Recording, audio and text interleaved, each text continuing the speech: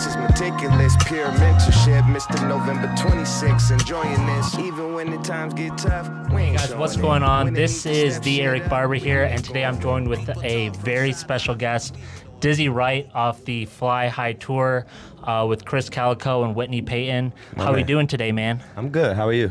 I'm doing great. Right and on. You're about, what, halfway through your tour right now? No, I feel like it just started. Really? We've done like 9 shows, so we got maybe about like 28 more shows. Oh, okay. Wow, that's crazy. Yeah. And I know that this is your first and only stop in Michigan on the tour, right? Yeah. Nice. And I understand that you are a Flint native, so how is it to be back in Michigan? It's good, man. It feels good. Feels like home.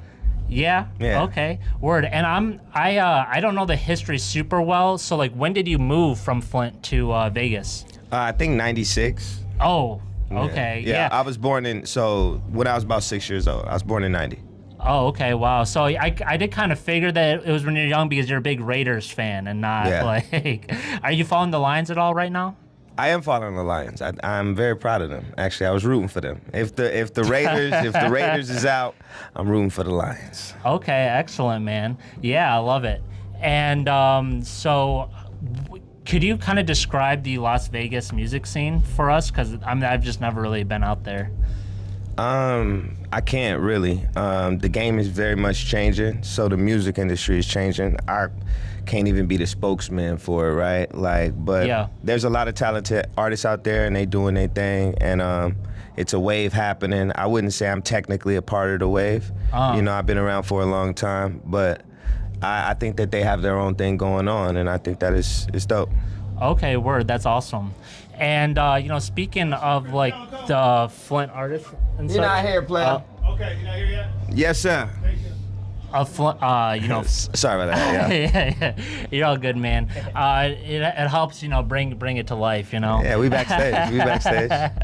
Yeah, man. And speaking of like, Flint artists and stuff, I noticed that you have a couple tracks with your XXL contemporary Jon Connor, Yeah. And so are you guys kind of both like Flint homies with each other? Like, what's your relationship like with him? Yeah.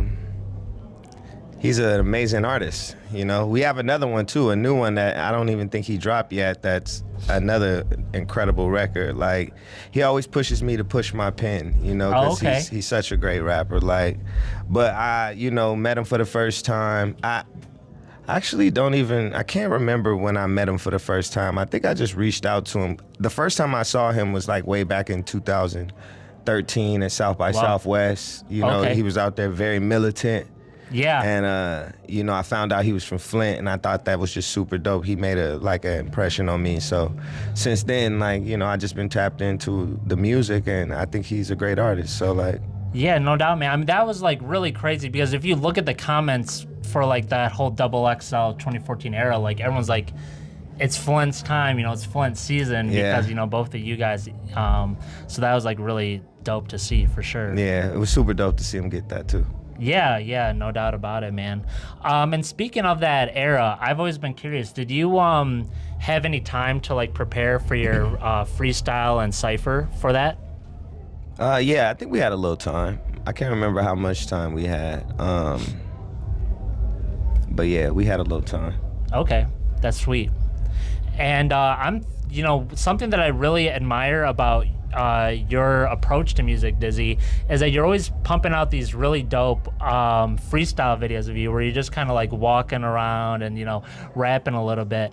Do you what's really been the inspiration behind a lot of those? And are those I'm assuming a lot of those are freestyles that you don't even release as songs, right? No, most of them are songs. Oh, okay. Yeah, it's just me kind of broadcasting the song, just using the short content as a way to just let people know that I'm still making good music, you know what I mean? But, it's just a little harder to get people to tap in these days because it's so much content. But I just, stay present and active and just, that's kind of my approach. Okay, man. Yeah, I love it.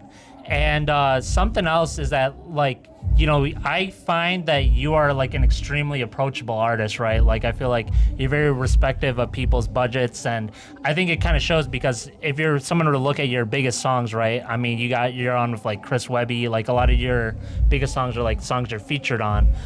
For you, what's the criterion to feature on someone else's project? No criteria, just. Yeah. I mean, you know, sometimes people are serious in a moment. Sometimes, you know, they fall off of it. It is what it is, you know. I'm an artist. I just like the work and, you know, good people. And it's like, I'm not, you know, I guess maybe just like, if I want to work with somebody, it's probably because, you know, I'm rocking with their vibe. I'm rocking with what they're bringing to the table. If somebody wants to collab with me, I will hope that it's because they're rocking with what I'm bringing to the table. Sure. You know, so, and if you know that, then you wouldn't come and be like, well, we gonna do a song about robbing this person. Yeah. And killing these people, right? Uh-huh. And getting away with it. You know what I mean? Like, I'd be like, that's not your vibe. Make it make sense. Like, is it a story that we're trying to get people to understand something? Because I'm cool with doing a record like that, but what does it mean? What does the record mean? Like, what are we trying to get people to get from this? You know, I can't just do pointless records about violence, right? Yeah, that's not my vibe, right? Yeah. So yeah, that's just the criteria is just really just being kind of on the same wavelength, seeing something that you could possibly benefit from, I guess, or learn from. Yeah, man, that's sweet. And speaking on that, I mean, I've listened to so many of your records, man, and you know, I feel like there's a lot of like themes like with like spirituality and stuff like that, and you know, owning your own self, that kind of stuff. Really, is there an overall like message that you think of when you're trying to like push out your music? I mean, I'm just having a human experience. So, you know, this is just what a human experience looks like. And I would just encourage other people to have their human experience. Like, go through the process. You know, don't skip no steps. Go through the process. Embrace it all. You know what I mean? Like, it is what it is. But just have a human experience. If we start to make it about too many different things, you know, we get steered in certain ways that make it hard for us to exist, right? And that's one thing, but I feel like a messenger, so sometimes I feel like it's my job to speak on things or put things out into the universe that I might feel like it's not out there enough in a way for like rap fans to understand. Sure.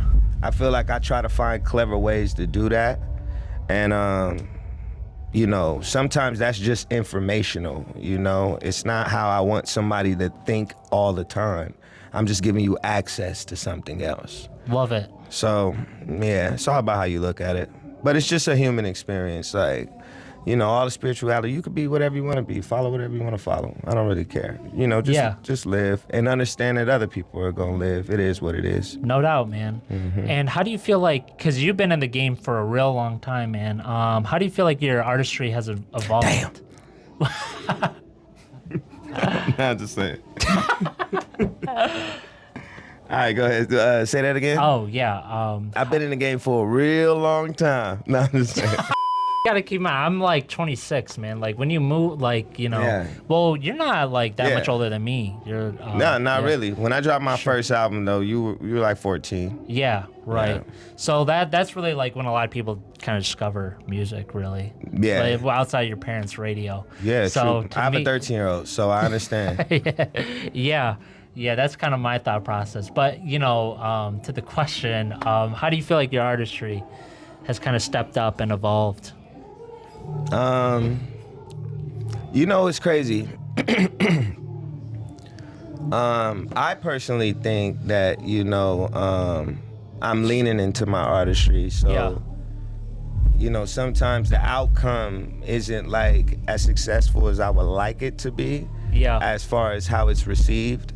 But, you know, I'm always proud of myself for doing that, and I always feel good about, I want to feel good about the music that I put out, and not just when I put it out, but like when I go back. Absolutely. And I'm looking back. But really out here being on tour, helps me understand how I evolved, right? Because I'm doing older songs, I'm doing newer songs, I'm mixing it.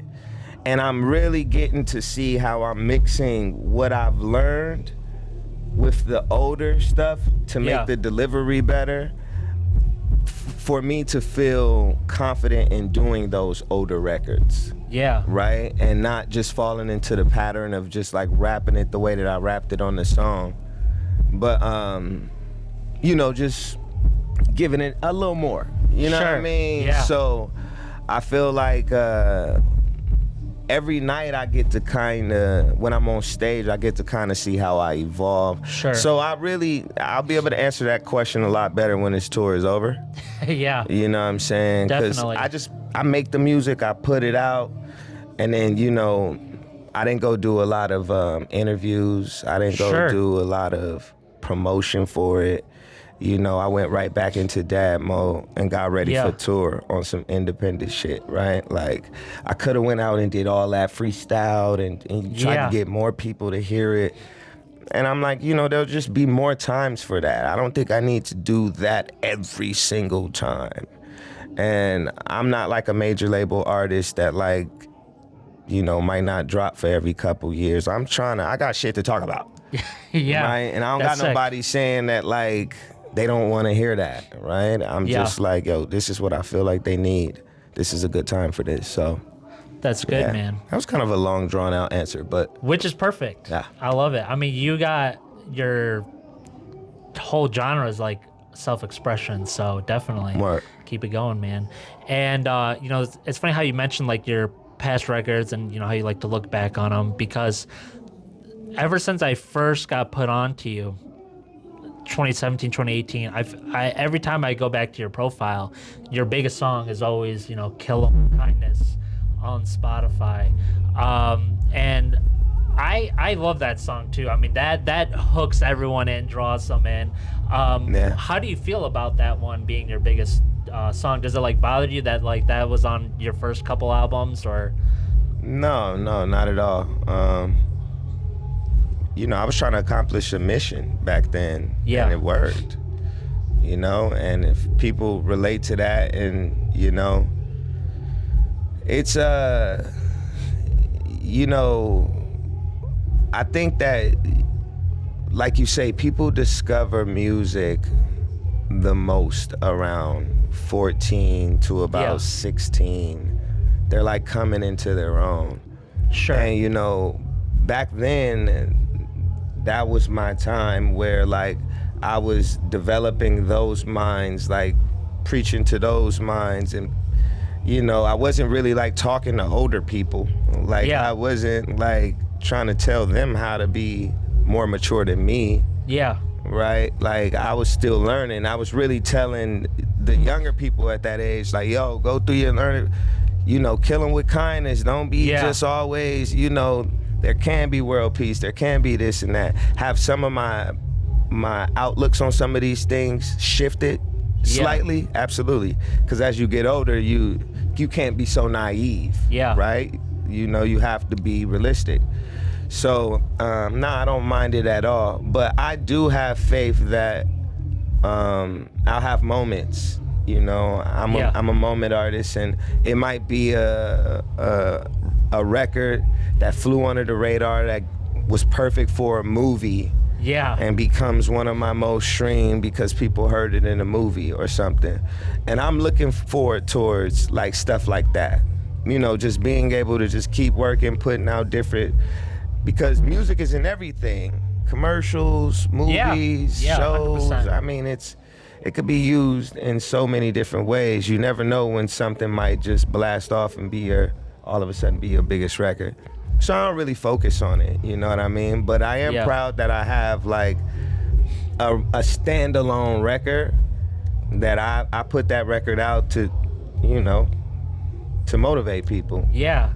No, I mean, that whole album, like, still to this day, man, like, look into my daughter eyes and I get the water eyes, man. That was I'm performing Kill 'Em with Kindness tonight.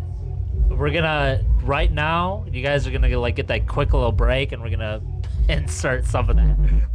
Riding around Vegas, trying to build my foundation. That immediate happiness is awaiting, but I feel it's overrated. I'm keeping it clear conscious. I just wanna do my own thing. I go hard, but what if I'm out here fighting for the wrong thing? Give it daddy and start watching my behavior. Helping niggas out, but niggas running out of papers. It ain't about the paper, it's about what you gon' do with it. You want your music to tell me, it's your create. And these niggas don't know how to act. I should've been a school counselor to see what they get out of that. All I wanna do is help kids the middle. Gotta be in this game to really try to make a I'm curious as well. I mean, how did you get into rapping? My mom. So my mom was in the music industry, you know, and I started off a youth reporter. I was doing this. Oh, wow. Yeah, I was asking, you know, going to different events and asking questions. And, Yeah. you know, I had my little list that I had to learn. And, you know, that was it. And then one day, you know, I seen somebody rapping. My mom asked me if I thought that I could do it. And she said she would write me some raps. Oh, wow. And yeah, that's how it kind of started for me. And yeah, I was a kid rapper for real. Like I had like model pictures. Yeah, that's Like, sick. You know, but it's, you know, it's a kid rapper. I mean, if anybody is paying attention to anything, a lot of things from the 90s and the early 2000s is being exposed. Yeah. And different things like that. And, you know, my mom worked really hard to try to get us to be a part of that, even though we never succeeded. Yep. But to see it all being exposed and all these different things, you know, you do kind of wish that you could have invested yourself in other things instead of just kind of running around trying to save the family. Right? Absolutely. It's a lot to put on a young Guala, right? Absolutely. But Oh, sorry. Go keep ahead, going. go ahead. Oh, was your kid rapper name Dizzy Wright as well? no, my first rapper name was Lil Ronnie. Lil Ronnie. Yeah, Lil Ronnie. my first name is Lariante, and then, you know, they started calling me Ronnie. Yeah. How they got Ronnie from Lariante, I don't know, but Lil Ronnie was my first rap name. Yeah, man, that's sick. And yeah, and then my second rap name was Dizzy D Flashy. Okay. Yeah, so I had a little crew. This was high school me now, you know. And then I decided to take the D Flashy off. Yep. And just start using my real last name, right? You know. Yeah. So, yeah. That's awesome, man. Yeah, that is really incredible, man. Props to you, and especially as a kid, dude, that is tough. I feel like because you grew up in Vegas, I feel like Vegas is definitely like the prime time for like young performers. You know, I feel like I always see that. Like Bruno Mars, I think got to start being like a Elvis impersonator or something. Really? Yeah, you know, it was a little different for us. You know, we didn't really, we weren't like as successful in that way. Sure. You know, but like, you know, we got to record with some famous producers. We just got to do some meaningless shit that kind of didn't lead to anything. Yeah. But, you know, networking was a big thing back in the day, and knowing the right people and all that shit. It's like the mainstream shit. So I decided to go the independent route because my mom gave me a real good taste of what the mainstream was like. Yeah. And I think that allowed me to like maneuver a little different. Yeah. So I never judged anybody. That's why I don't really care about like the mainstream. I don't try to judge them or whatever. Sometimes, but like I try not to be too judgmental or whatever because, you know, you just don't know. When you come from nothing, you don't have a lot. You get into this game, you sit down with somebody, they offer you money for your talent. Yeah. You like, all you thinking is, I did this. Yeah. Mama, I told you. Yep. Like, you know, and you don't you don't think about the bad contracts. You just think, you know, they didn't have somebody that believed in them like how they believe in me. You start to get that ego starts to take over. Yeah. You know, and then there's that. Like, so for me, I got a taste of that and realized that, you know, I wanted to find a different way. Yeah. You know, and I knew that early on, like, but you know, your mindset shift when you broke. Yeah, Period. definitely. you start thinking different when you're hungry. I get it, man. Who are your biggest inspirations? My biggest inspiration, is Pac and Bob Marley. Okay. Those are like, I could see that. That's like the pinnacle of, what inspires me musically. But everything, I'm not gonna say below, but everything around and in between, Jigga, all Bob Marley's kids. Yep. Reggae just in general. You know what I mean? Absolutely. And especially just artists like Nas. Yeah. Some of the just OGs. I'm 33. I'll be 34. So a lot it's just a lot that I feel like is hitting a lot different. I go back and I listen to some of these albums when they was around this age. Yep. And grasp what they was on and just like, just really try to dive into that time. And that's what I wanted my music to be. I wanted like, y'all might be 40, but you just like, or you might be 34 and you going back because you're 26, you're going back and listening to an 8-year-old album. When I was around the age of 34, just because you're just trying to see if are you tripping? Yeah. Like, are you like, am I weird? Am I different? Like, let me listen to some of the OGs, and see if like, when I listen to Jigga and I'm like, right, exactly.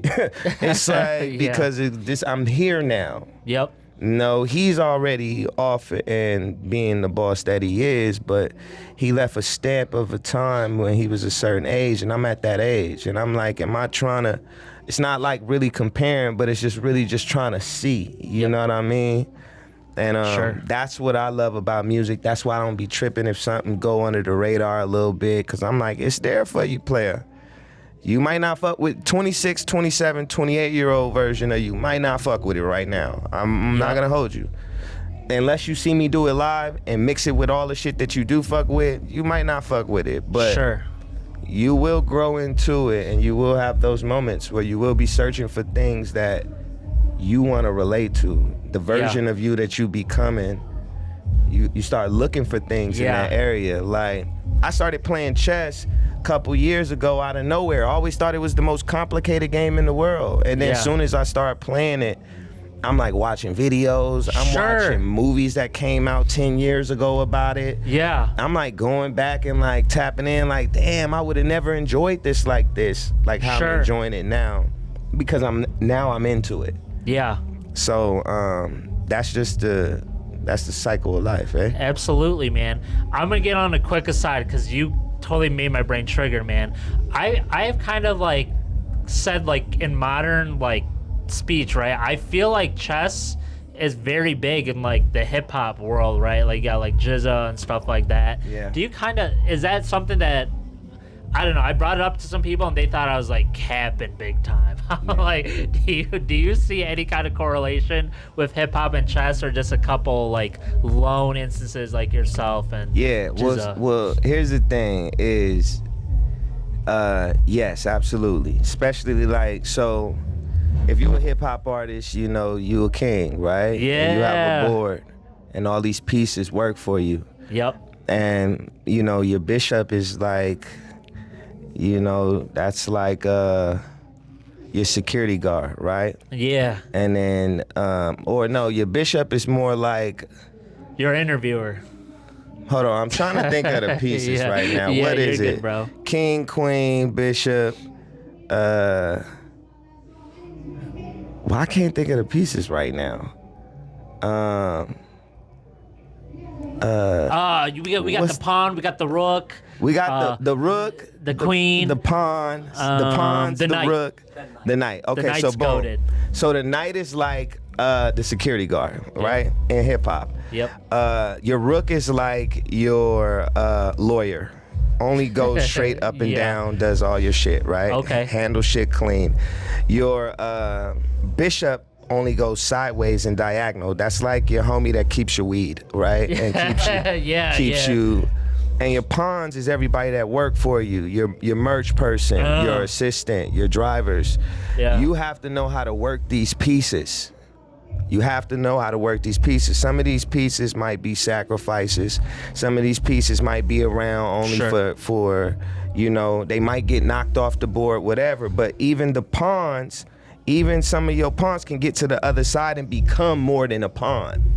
Yeah. So, you know, that's what makes hip hop like chess, because you got all these pieces, and then your queen is normally, you know, hopefully your queen, but it's probably, you know, your baby mama who you dealing with. Sure. Whoever is like, you know, you take it care of, but you protect your queen. And it's like our job as kings to protect our queens. That's really the message behind chess, right? You gotta protect the queen. I mean, well, they gotta protect the king. Yeah, so sure, the queen's got all the moves. Yeah, the queen got all the moves. My bad. You gotta protect the king, so you gotta have a queen around you. My bad. I had a little liquor, but the queen, and you gotta think about it. Your queen can move anywhere on the board. She don't got no limits, and that's really how it normally be. And you know, hip hop. You know, you might see people who have like Gucci Man. Yeah, his wife will hold it all. Hold the fort down while he's gone. He come back, got a little more money, right? His queen held down the board, and you know, I feel like you can have multiple boards. I feel like, you know, it is what it is. But I think that's the correlation between my correlation between chess and hip hop. Awesome. Great, man. Yeah, I totally agree, bro. Yeah. So we're getting pretty close to wrapping up the interview right now. It's my time. Yeah. If you got any kind of Dizzy's about to go ahead and perform.